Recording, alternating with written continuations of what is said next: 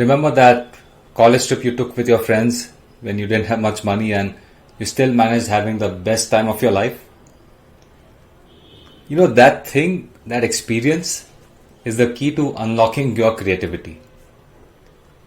Today we'll be discussing how your strategy can benefit from creativity. And this is from a chapter by Adam Brandenburger in the HBR Guide to Setting Your Strategy. And one of the interesting pieces that he talks about is the value of constraints.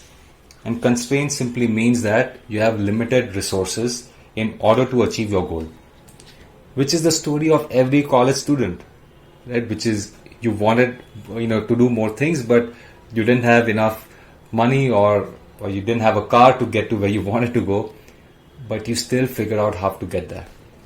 And why does that work? Very simply, you're so motivated by the task of solving that goal that you start tapping into other areas and other scenarios that you would have never considered before. I'll recount an example from the time when I was a part of the Indian Student Association at my university. So I was roommates with the president. He was, the leading office bearer. I was the treasurer. But truly the work that a number of us did went beyond our titles. And as the student association, what we wanted to do was to have more events. They came at a paid price. So let's say we had a Diwali dinner, which was, offered to our members. We wanted to charge them a low price, but then we also wanted to offer them other modes of entertainment so that we all end up having a great time, have great food, and overall like a memorable experience. Now those were the days when, again, the cash collection was limited because it was not a situation where we could just say that, hey, let's hike up the attendance price by 50%. We have a captive audience, right? Where else will they go? But that doesn't work because this audience, although it's captive, and we were a part of that, we knew how much cash balance we had. So some things were completely out of the question. So what were the other ways that we could go about it? And as a team, you end up brainstorming and just people start throwing you different suggestions. Some of those made sense, some of them not so much. But anyway, we tried a whole lot of them. And ultimately, I think we elevated the experience for the Indian students, the years when we were present. So in those kind of situations, and this goes to most college organizations that I'm aware about, they always want to do more for their students. They want to leave a memorable imprint with their cost constraints.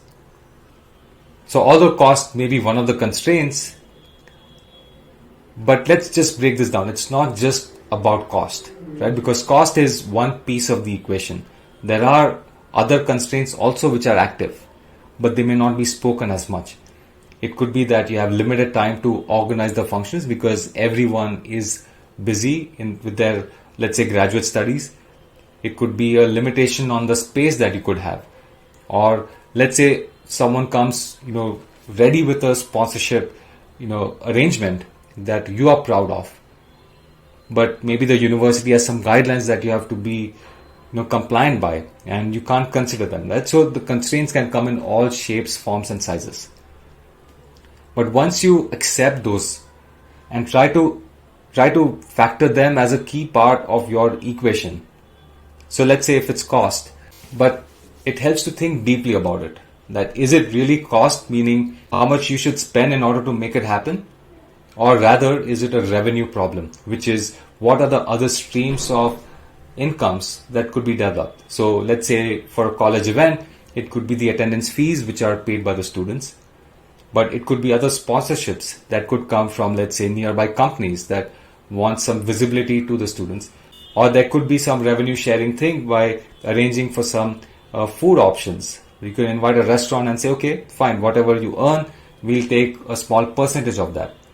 So if you now flip the equation from it being a cost to how much you need to earn in order to make that event at least at a break even, that mere flipping of the equation can unlock a lot of things. Otherwise, If you just go with, okay, here is the number of students I have, and let's say each student is going to pay me so much money, I need to make everything happen in that tiny amount. So those are events which do happen, but again, there is nothing memorable about those.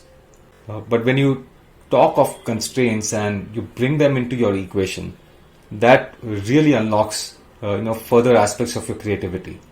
So as Adam Brandenburger says, a constraint may prompt a whole new line of thinking. And of course, there's the other scenario where if you're tackling too many constraints, they will choke off all possibilities. And a complete absence of constraints is a problem too, right? That is like assuming that you have unlimited resources, so whatever you provide will be worth it. That college trip with your friends was memorable because you made it happen in that limited amount of resources. That college event that I spoke about, that we were surprised that we could pull it off. So at the end of the event, when we looked at our bank balance, we thought that we were going under. And there was a point where we are like, okay, we'll have some explaining to do. We may have to make some requests to our university to allow for some exceptions and give us like a fresh line, and we may have to speak to our university to give us a lifeline, but somehow we made things happen and we finished in the positive, and that set a template for our future events. So first you need to think about what that constraint really is for. What is it limiting? And the next step is try to flip that constraint, or try to flip one of the equation elements that is causing that thing to appear. In our case, we flipped the scenario from a cost to a revenue approach. Yeah. Constraints are sometimes seen as the enemy, but for strategic and for innovation projects, they can unlock a lot of potential. So that's it for today. Have fun and happy ideating.